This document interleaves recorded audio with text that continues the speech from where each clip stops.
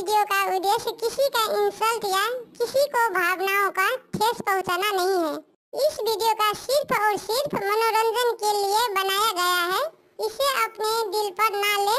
हम सभी कलाकारों का सम्मान करते हैं। धन्यवाद। नदिया किनारे हवा डोले, पिया हमसे न बोले, हमारी पिया हमसे न बोले, हमसे प्यारा पिया के भौरे भुजाई, हमसे पिया के नहीं प्यारे से किया भुजाई से प्यार होना।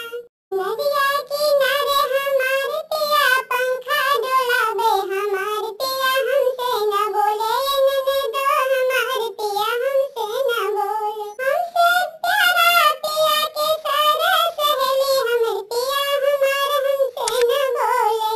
नदिया किनारे हवा चले, हमारे पिया हमसे न बोले, ओ हमारे पिया हमसे न बोले। हमारे पिया हमारे साथ कहे बाजार न घूमे, भरा भुजाई के साथ हमारे पिया बाजार घूमेला, हमारे पिया हो ननदो हमारे पिया हमसे न बोले, हमारे पिया हो, हमारे पिया हमसे झूठ बोलेला हो, हमसे झूठ बोलेला, हमसे न बोले, हमारे पिया हो।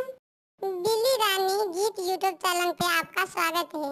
यहाँ पर आपको एनिमेशन वीडियो गीत मिलेगा। अगर आपको यह चैनल बिल्ली रानी गीत आपको पसंद है तो अपना कमेंट करें और साथ साथ चैनल को सब्सक्राइब जरूर करें। धन्यवाद।